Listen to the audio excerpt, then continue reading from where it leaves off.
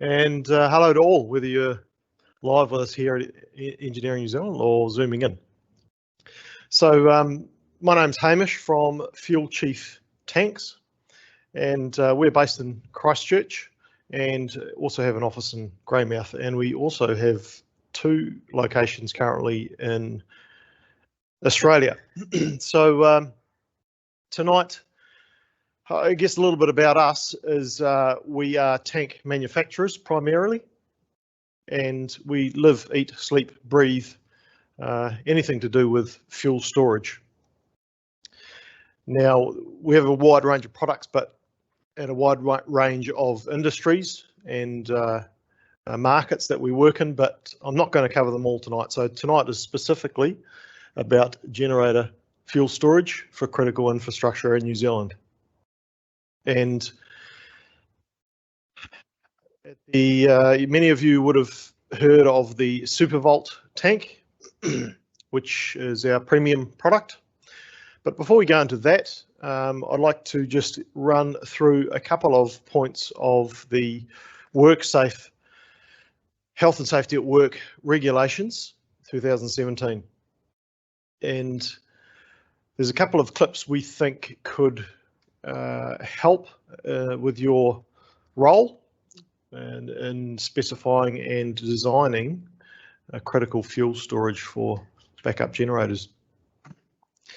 Now, just to cover it off at a high level, a lot of you guys will know this already, but the Health and Safety at Work Regulations, as you can see there, is a large document. It covers a massive range of topics and different products and storage and transport and a whole range of things. In fact, it's 580 pages. Now, I'm not going through every page tonight. It's okay. So I'm only going to touch on some of the clauses that apply to stationary container systems. Essentially, that is the section that deals with generators, as you can see there. And it's quite a large section, but we'll just scoot through a few of the clauses there. Now, it's essentially a stationary container system that is storing fuel to fire a combustion engine or burner. Now, what I mostly want to talk about tonight is tanks inside buildings, and I'm assuming that for the electrical engineers out there that is mostly what you deal with in these types of projects. So as you can see, this is 17.63, and just a snip from the regs. Now that top section there details the only legal way to store fuel in a building. There's A, B, C, D, E. Now, just again at the very high level, you might have a project where it's critical backup for a generator, and it's a large generator, so it needs more than 500 litres, and you need to calculate the runtime, the redundancy required for backup, whether it's 12, 24, 48 hours. So you're talking to the engine manufacturer and getting the specs on the fuel usage, and you end up with needing to have a bulk tank to run this generator. So you say, what are the options? Well, this details the options. Now, what I'm going to point up there is that option D, which refers to subclause 6, is by far and away the most straightforward in terms of building, construction, saving space, time, and construction money. And I won't go through this word for word because everybody can look this up in their own time, but essentially what it means is you can put a tank inside a building. It really boils down to 2 methods, and that is these 2 here. So clause 6 out of that section is by far and away the simplest. you put in a 4-hour fire-rated tank that is certified to SWRI 9503.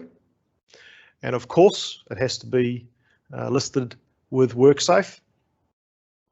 There's your job done. You far and away exceed any compliance that's required.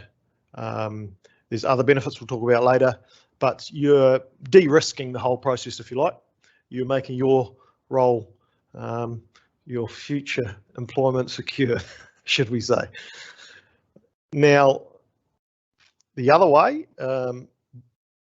looks like that. And that is where you have to build a 4-hour fire-rated room to house the tank. So you get to choose, but we're saying that option there is a whole lot easier than that. Does that make sense, Chris? Yep. All right, that briefly covers that. There's a few questions that come up here.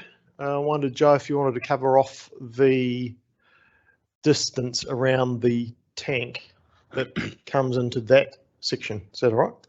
So we're talking about a tank that is located inside a room, and the question often comes up, so what you're talking about regarding the space around the tank.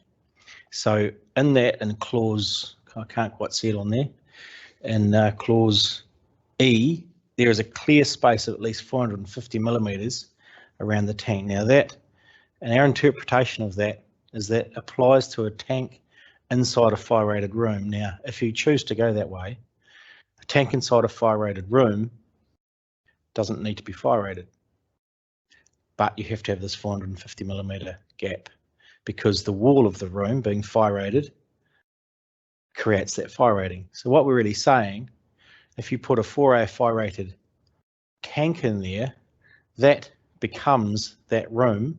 Therefore, your tank can go hard up against the building walls. And I think that has been proven on a number of occasions. A lot largely comes back down to interpretation and the person certifying how they see it. But I think on numerous occasions that we've experienced now, and our clients have experienced that is the case. So to put a tank right up against a fire-rated tank inside a building can go right up against the wall. That's good. Yeah, that's perfect. That's perfect. Exactly right. So that pretty much deals with the options at that high level that you have. There's a few other points that we could briefly run over in terms of the regulations. Now, we often get asked the question as to what is the allowable tank size that can come integral to a generator set. So as you know, generators come into the country from offshore, and they often have their own integral belly tank inside the frame of the generator. Now, we have to be very, very careful when we're installing those because there's two things. A, that would have most likely never been on Worksafe's radar. So they're most likely not compliant. And the second thing is there is a threshold of 500 litres as to whether it or not it needs to be fire rated or not. Now you can see on that clause there, clause 3 points you back to subclause 4, which says build a fire rated room around the tank. So if it gets over 500 litres, you've got to go to fire rating straight away. And we're saying that's correct. Why not go to a fire rated tank that just deals with any issues whatsoever? And again, clause 4 also points that up. So hopefully that lays the 500 litre threshold to rest. And again, I mean, buildings are worth millions of dollars, and we're not talking exorbitant amounts of money between the two varieties of tanks, fire rated or not. Oh, you could probably run over this. This is something we don't get involved with a lot, but the fire engineers out there will be able to clarify this further. But what we're saying here, Joe, you can run over this, is that using a fire-rated tank deals with some of these equipment issues as well? I think it's subjective and may come back to the person certifying once again, but it would, in our opinion, if you're using a fire-rated tank, there's a reduced requirement for the firefighting equipment and facilities in that vicinity. Is that what you're thinking? That's absolutely right. So in terms of sprinklers, firefighting equipment, holding of water, etc., it does not apply to a tank that carries that certification. Which again is another great reason to go the fire-rated tank route. Now that pretty much covers off our brief foray into the Worksafe regs, and there'll probably be some other questions which we can answer at the end, Chris, around those. We're not test certified, so that's a disclaimer we have to make. However, we do work with pretty much all of them around the country. We work with Worksafe directly as well, and we've got practical experience in dealing with projects, I guess is what you might term it. So I'm going to move now to the option of putting in a fire-rated tank, and what we like to point up is these three considerations from a practical point of view. If you're going down the fire-rated tank option and negating the need for a fire-rated room, then you can save space because you're effectively reducing the has-no footprint. So you're going from having a big has-no room to just around the fuel, which saves you construction time and hence cost. And now this is the point which is not often thought about, and that is cleaner fuel, especially for critical supply. If you're talking hospitals, data centers, that sort of thing, where we've got very, very expensive generators and engines, they need very clean fuel to be able to do their job. Now, the inherent thermal properties of a fire-rated tank keep the fuel temperature more consistent. So you have less condensation forming on the inside of the tank and less water in the diesel, because water and diesel is bad for engines. So it keeps the fuel cleaner just from its thermal properties. And then at the end of the day, you have a tank that is right at the top of the food chain, if you like, of tanks. It is the highest global standard that you can literally achieve, which gives you that peace of mind around the environment.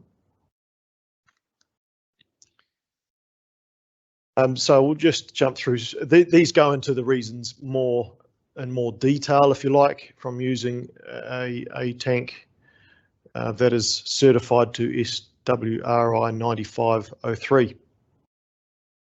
Another great reason is gaining revenue space for your client.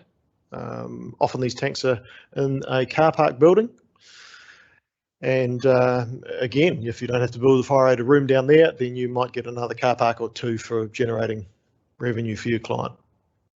I think from the feedback we've got, Joe, throughout the people we've been to see over the last little while, that by far and away real estate is, and the lack of it, is probably the biggest pain point, do you think, on these projects? Yeah, I'm not sure what I can add to that, apart from I think you're going to cover it off soon, that the inherent properties of a round tank still actually take up a reasonable space. So we've got some new designs coming that are more space saving, as in more litres per square metre of property, but you'll cover that. Yeah, that's right. But whatever you do, a fire-rated fuel tank is much smaller than a fire-rated room, whatever happens. Exactly right. And then also the other thing too is that it is much more relocatable. Should the generator need to be upsized or the fuel storage upsized throughout the project, you know, you've got an asset that's much more relocatable than building a fire-rated room. For all those that have had some dabblings with earthquakes, the whole range that we offer is rated, certified and engineered to an IL4 seismic event, and we have the certification to prove that. So the markets we play in, obviously the critical ones around backup power. So be glad to talk to you about any of these types of projects. I'm going to run through quickly now, Chris, just on some of the projects we've done in the past, so just so everyone gets a broad overview of the types of work we do, and some of you may recognise some of these.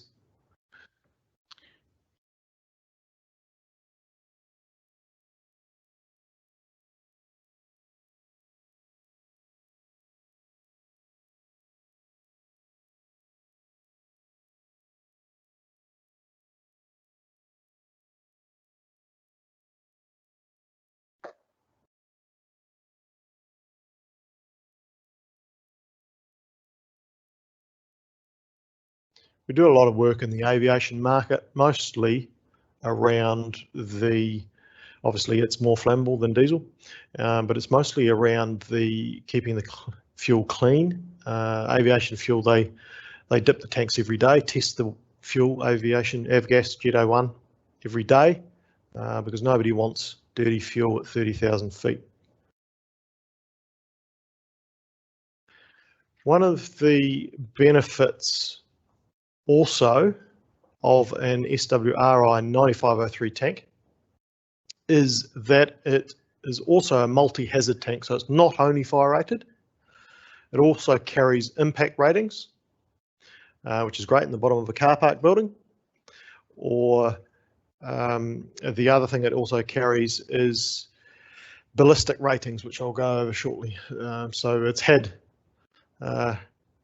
rounds from a rifle fired into it in the test tank.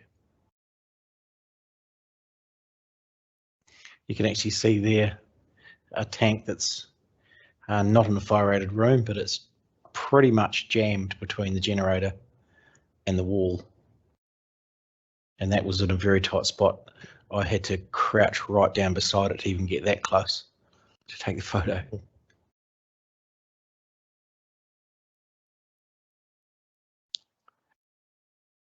We have worked offshore several times as well, if that is the requirement. So just to go back to where 9503, so that's SWRI 9503, where that comes from, and this will give you some assurance around why it's regarded as at the top of the food chain of tanks. Now, the Southwest Research Institute, based in Texas, did the original physical test on the tank to gain the certification. Now, these guys don't just test tanks. They have a fire department which tests a huge range of products, building products, children's clothing, the cladding, for example, that everyone talks about on building at the moment, the Aluka Bond type product. They test those types of products and certify them. And the test that this tank went through was in a 4-hour test inside a furnace that was running at 2000 degrees Fahrenheit for 4 hours. And the tank went inside and was tested there with thermocouples detecting the temperature rise inside the tank. I've got some photos of that shortly. And the internal temperature did not go above 163, I think it was, Fahrenheit, which certified it for flammable fuels. Then after the fire test, they immediately hose it down with cold water to test the structural strength. And then when that is cooled off a bit, they simulate a heavy vehicle impact. Then they fire 5 rounds from a rifle into it. Then they test and refurb the tank, put it back in the furnace for a further 2 hours, which the original test tank passed. So we're talking like something that's going to outlive me and you. Yeah. Now, the important thing I guess I'm pointing up here is that that code or the test certification, SWRI 9503, that is written into the Worksafe document.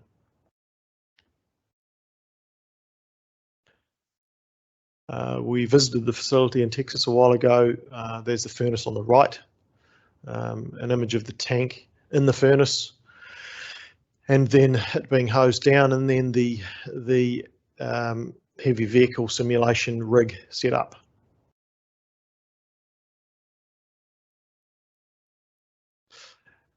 When it comes to a project, more than happy to help out with the various documentation, drawings, models, etc. that you require. Anything else, Joe, we need to cover on the drawing side? One thing that has come up is why is it different from a double skin tank, a standard double skin tank? You could help on that. No, I guess we just comes up from time to time whether it could be assumed that a double skin tank is fire rated, but it's not. A standard double skin tank is 2 layers of a tank inside a tank, should we call it, and there's 0 fire rating, no firing at all. So to gain the fire rating, there's a 150mm gap right around the external of the inner tank, so it fully envelops the inner tank. And then we've got a proprietary mix of our own that is it's a concrete style product. It's quite lightweight. That then is poured in as a slurry and goes in that under pressure, and it's put right in. So pretty much we refer to it as a concrete block that's steel encased. And once that's set, that's where the name SuperVault comes from. It's literally a 150mm thick concrete walls on the bottom, the sides, the ends, the top, right around.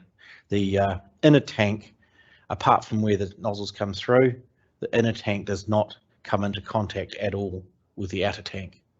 So I think the Hamish was talking about before on the test that was done. The test is that while it had 2000 degrees Fahrenheit on the outside and the tank glowed red, the inner temperature on the inner tank could not change by any more than 165 degrees, and it achieved that.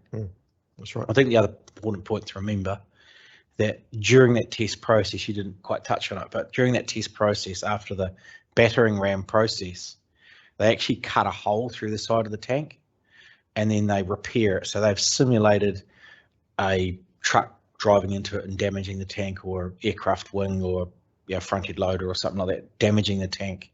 And that is repaired, and that's when it's put back in for a further 2 hours. So that's what 9503 is. You will have all heard of SWRI 9301. I think it's also in some of the documents. 9503 incorporates 9301. So 9301 doesn't incorporate that repair and reuse. So any other fire rated tank on the market anywhere in the world, if it's damaged, has to be destroyed and cannot be reused, even if it's repairable. So there's 9503 is the only tank in the world, only certification standard in the world that allows you to repair a fire rated tank. And fortunately for us, the SuperVault is the only tank in the world that has achieved the 9503 test procedure. So we've got all the certification.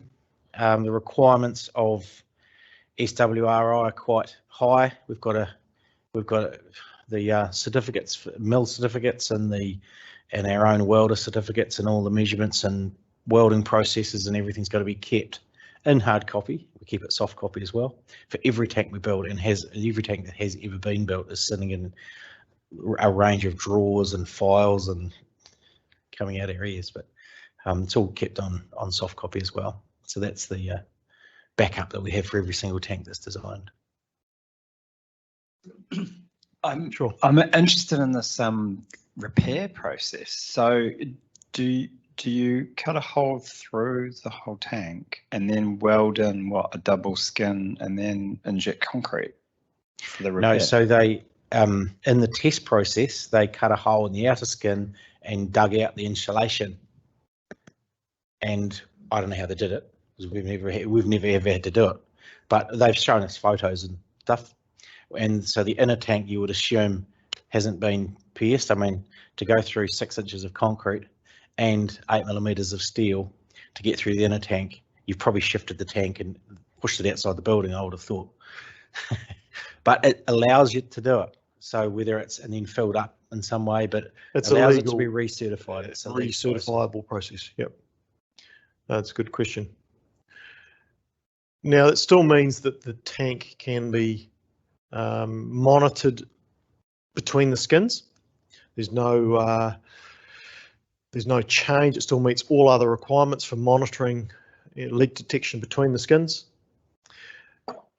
even though it is the interstitial space is filled. It is a porous material, so every tank has to go through a quality control process, which means we make sure that air can get in one end and out the other, so liquid can flow to the lowest point. And that's tested at every tank, isn't it? Every tank, yep, that's right.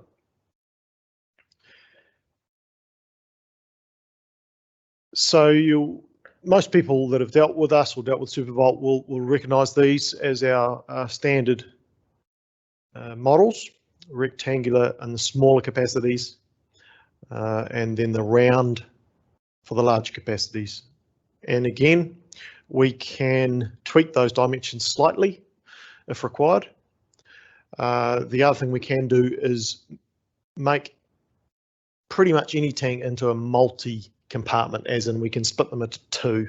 If you wanted one tank with 2 compartments for redundancy, or we had 2 generators running off it or something like that. 2 different fuels.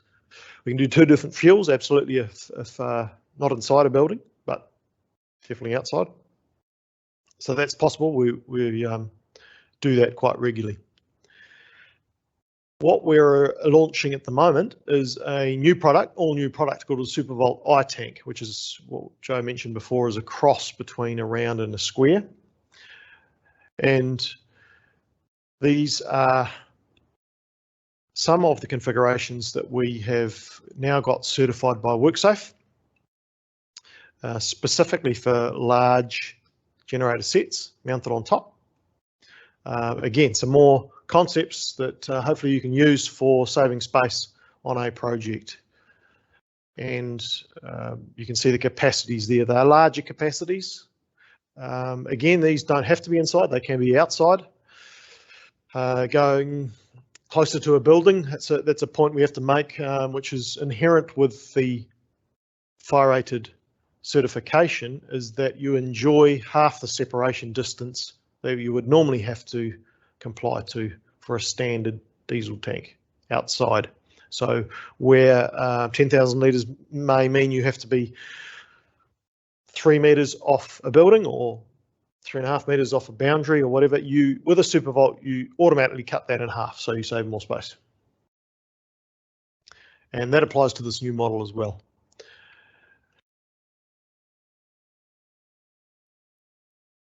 One of the most critical things, or questions we get asked actually, is how long does diesel fuel last for?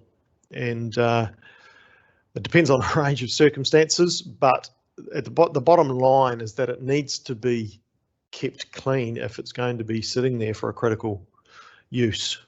You might like to just run through this quickly, Joe, as in the product that we're getting into now. We've partnered with a company in the USA that specialise in fuel polishing. You've probably had a little bit more to do it than I have, but I guess a inherent problem in any country in the world or any tank anywhere is subject to condensation, and so water and air inside with the diesel, there can form diesel bugs. So the way to get around that or to maintain fuel quality is to keep it circulating through a polishing system. So, which obviously is filtration and then through some sort of process. So if there is a requirement, what we really say is that we can get a design done that we can specify with a particular, for any particular job project. That's right, and we're not installers, so the point to make clear there is that we prefer to modularize, build everything in our own factory and drop to site. If at all we can do that in terms of bolting a polisher onto the front of a tank, etc.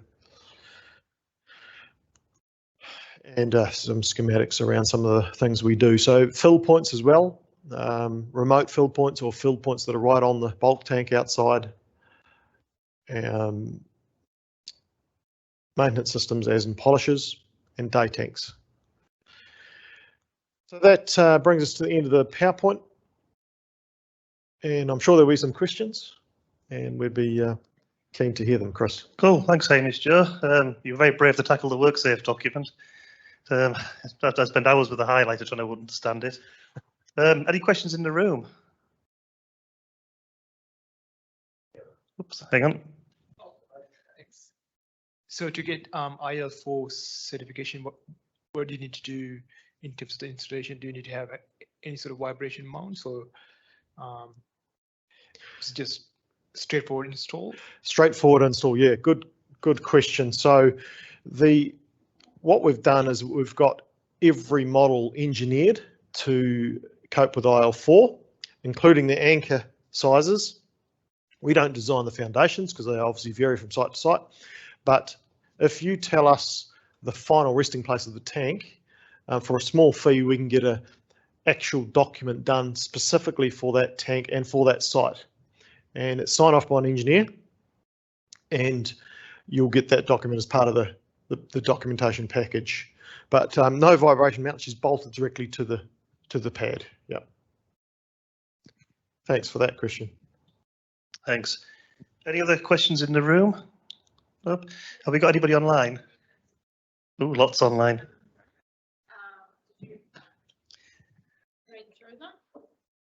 This is normally where I mispronounce everybody's name, so brace yourselves. Okay, this is from Anonymous. I don't know if that's a good start or not, but when does a building require a generator? Where in the building code compliance document calls for it? So I guess the answer to that question is mostly it's driven by the code around hospitals and critical infrastructure. I'm not right up to play with that, but there is some time requirements around what type of building it is. So I know for sure that hospitals require 24 hours of backup in a live surgical hospital. I'm not sure exactly on commercial buildings, but it often comes down to the client as well, which tenant is going in and what they have as part of their corporate policy. Yeah. So I'd probably voice an opinion of my own. That's if you want to keep occupying a building during a extended power outage, then you need to have the building code required systems operating. So life safety, ventilation. If you want to keep operating through a mains outage, you've got to have a compliant building. So that functional requirement would drive it. If anybody else has a differing view to that. That's good. So next question. Can the generator be in the same room as the fire-rated room? Okay, so if I've got that clear, the question clear. So I think what that's saying is if you've got you could have a room with a super vault in it, or you could have a 4-hour fire-rated room, a standard fuel tank and the generator in it. Yeah, so my understanding is that you don't have to fire rate the room just for the generator. Generator can be on the roof. It can be in another room. It's my understanding. But it's the bulk fuel, anything over 500 litres, that you have to deal with. And if the tank and the bulk tank and the generator are in the same room and it's a fire rated tank, that's absolutely fine. Okay, next question. What are the base materials being used for making these tanks? Which fire standards are used there? IFF or NFF ones? Joe, I'm going to defer that one So to you. there's two parts to that. What are the base materials being used for making these tanks? Sounds like steel and concrete. What you said before. Yeah, well, it's simply that it's not actually concrete, but it's a brew of our own that has been approved by the Southwest Research Institute. But it's really two steel tanks, as I said earlier, one tank inside the other, and then the slurry poured in under pressure, and then it sets as a porous concrete. Then the second part of that question, which fire standards are used there? IFF or NFF? I'm not familiar with IFF or NFF. Can't answer that one, sorry. I think it complies with the FWRI standard, which is cited by the Worksafe instrument. I'd have to check it up, but the NFF does come into the SWRI manual at some point. I have recognised that. Yeah. It's something to do with the American standard, I think. I'm not sure. Right. Okay, next question. How does one fire rate a tank? Double wall, special external coating? We might have already covered that by, as you say, double skin with a secret sauce in the middle. Yeah, that's correct, Chris. So not anybody can fire rate a tank. It's got to be to a standard, and there's only two standards globally, of which one is SWRI, and the other one is this STI, which is only a 2-hour fire rating, which can't be used in New Zealand or Australia. Next question: Did you not need the 450mm clearance between tank and wall, as in Hazardous regs? Did you not need the 450mm clearance between tank and wall, as in Hazardous regs? I think what you said there. We've covered that, but we've covered that one off. It's the only place it's mentioned is where the requirement is to build a fire-rated room. So if you're not building a fire-rated room and you're exceeding the code by using the tank, fire-rated tank, then you don't have to have the 450 mils. Now, again, it is good if possible to have some room for access and maintenance, but legally you don't need it. It's our understanding. Yep. Once again, it would be best to get some sort of opinion from the person certifying the building, because everybody has a different way of interpreting a code. Yeah, so we've got two questions here from the same person, which we might have already covered. What type of insulation material is being used? And the second question, what is the density of the concrete-like insulation material? So the first question, what type of insulation material is being used? That's obviously the secret sauce. Yeah. We've all driven past KFC and seen the 12 secret herbs and spices. We've only got 6. And here's the killer question, which I'm sure you can answer. What is the density of the concrete-like insulation material? That's a good point. Okay, good point. We've got calculations on that. So we've had that done by an engineer, the calculation of the finished material in between the skins, and we could provide that on request if needed. Yeah. Presumably that APVs will be porous if you got your interstitial monitoring going on it. Mm-hmm. Yeah, exactly right. So next question. What is the boiling temperature of diesel or the fuel storing inside the tank? It is noted the inside temperature does not exceed 160 degrees C, but will the fuel inside be heated, vaporized and causing explosion? That's a good question. Yeah, so we'll defer to Uncle Google for the boiling point of diesel, I think. Sorry. Yeah. Oops. Right. 160 degree Fahrenheit. Someone has just quoted from the audience. Oh, that was the rise in temperature. That was the rise inside the tank during the test. So, yeah, it's definitely Fahrenheit. What is it? What's it about? 50 degrees, isn't it? Yeah, you'd have to. Yep. Hopefully that. Have they ever done a test like this with actual fuel inside a tank? Not aware of it, but they may have. The tests all would have been based on the flash points of the liquids, and it'll be on the flash point of the most flammable. The most flammable, which is petrol. Yeah, 3.1A. Yeah. Hmm. So, okay. Next question.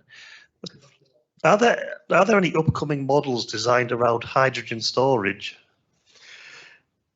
Fantastic question, and something that following with interest. It's very much Absolutely. on our radar. Yep. Based on the experience that we've had in the fire rating regime, it follows that is our forward look, future look. We'll keep you posted on watch that. the space. Yeah. Okay, next question.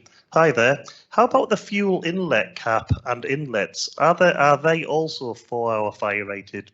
Did the sensors inside the tank survive after the lab test?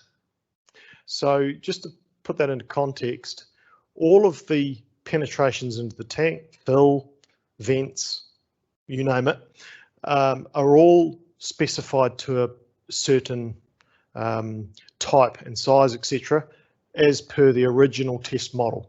So the original test model had all the penetrations in it, as you saw in that photo.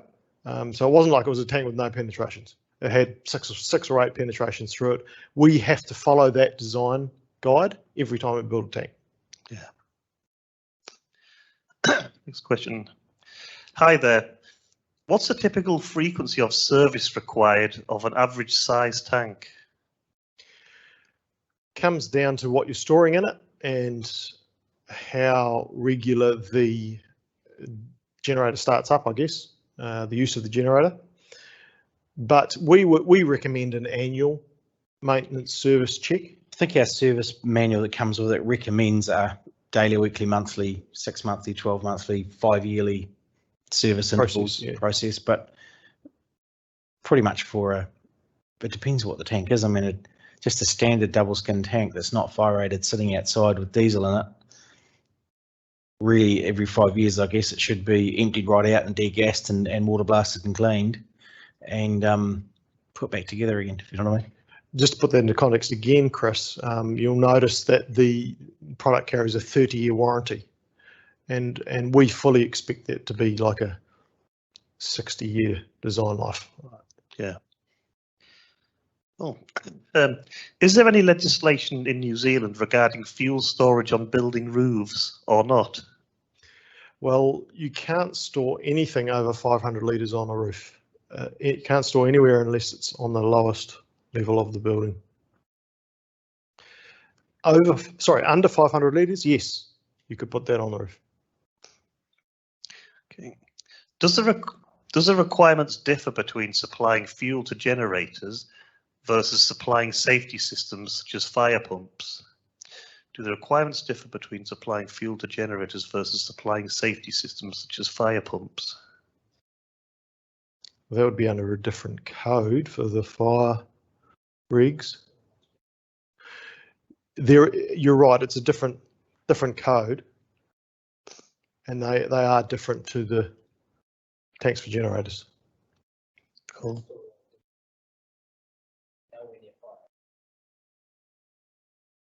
Oops.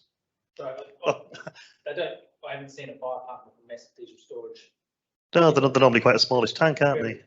Mm. Do the requirements differ between supplying? Oops, sorry, repeat the same question. How often should fuel be replaced? What max age of fuel in a tank? Yeah, when does diesel go stale? Yeah, it's a good question, and again, it probably depends on the atmospheric conditions again. But the way to deal with that is with polishing. So if you don't have a polisher, you're really going to have to fire. The generator should be started and used every 3 months to get diesel moving through the lines and through the tank. Oh, is that the last question? Oops, hang on, Greg's got a question. You mentioned 500 litres maximum stored on the roof of a building. Is that regardless of 4-hour fire-rated tank or not?